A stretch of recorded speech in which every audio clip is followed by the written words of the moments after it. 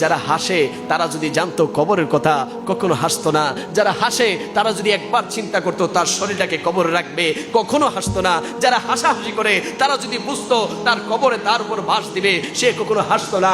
যারা হাসাহাসি করে তারা যদি বুঝতো তার কবরে মাটি চাপা দিয়ে সকলে চলে আসবে সে কখনো হাসতো না।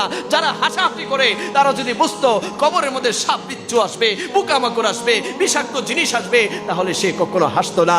যদি সে জানতো হাসরের ময়দানে তার যাররা যাররা পরিমাণ হিসাব নেওয়া হবে, কারণ আল্লাহ তো বলেছেন ফামাই ইয়ামাল মিসকালা যাররাতিন খাইরান ইয়ারা ওয়া মান ইয়ামাল মিসকালা যাররাতিন শাররান ইয়ারা। যারা চিন্তা করে হাসরের ময়দানে আমার প্রতিটা সেকেন্ড, প্রতিটা মিনিট, প্রতিটা ঘন্টা, প্রতিটা দিন, প্রতিটা সপ্তাহ, প্রতিটা মাস, প্রতিটা বছর, আমার হায়াতি জিন্দেগির প্রত্যেকটা মুহূর্ত আল্লাহ তাআলা কাল হাসরের ময়দানে হিসাব নেবে, তাহলে ওই আল্লাহর বান্দা কখনো অট্ট হাসি দিত না, কখনো হাসাহাসি করতো না, কখনো গীবত করতো না, কখনো সুদ খেত না, কখনো ঘুষ খেত না, কখনো নামাজ ছেড়ে দিত না, কখনো মা বাবার অবাধ্য হতো না, কখনো সমাজের মধ্যে বিশৃঙ্খলা তৈরি করতো না, কখনো হারামের সাথে নিজেকে সম্পর্কিত রাখতো না। ও আমার সুন্নি ভাইরা, ও আমার আশিক রাসূল ভাইরা, দুনিয়ার জমিন এমন একটা জমিন যেখানে আসার প্রোগ্রাম আছে, থাকার কোনো প্রোগ্রাম নাই। দুনিয়ার জমিন এমন একটা জমিন যেখানে আসার সিরিয়াল আছে, যাওয়ার কোনো সিরিয়াল নাই।